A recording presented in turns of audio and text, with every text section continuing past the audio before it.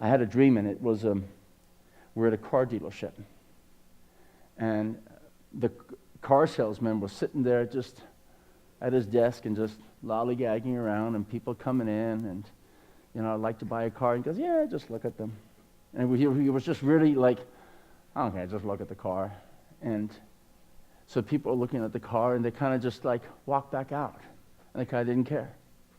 And people were coming in and wanting to buy and look at the different. And in the dream, there was only one model. Obviously, there's symbolism. There's only one way, Christ. But they were looking at it, and then there was nobody telling him nothing. It was just, yeah, well, just come in.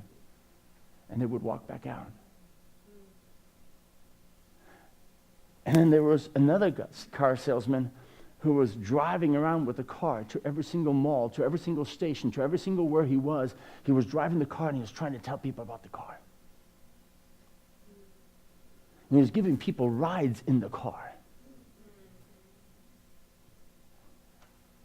And I woke up and I said, God, it's interesting because actually as I'm dreaming, now I get interpretations as I'm dreaming, and I said, that's awesome.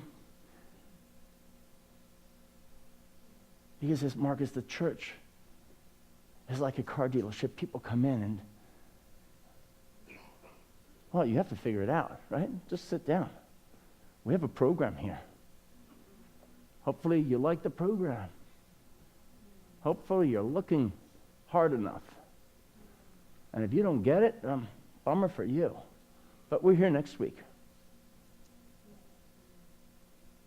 And God says, what I have needs to be brought out. What I have, I need you to show. What I have to give to this world is something that needs to be visibly seen. And in your dreams, cars actually means ministry. And so the interesting part of this is that each and every one of us has a ministry. And let me rephrase it this way.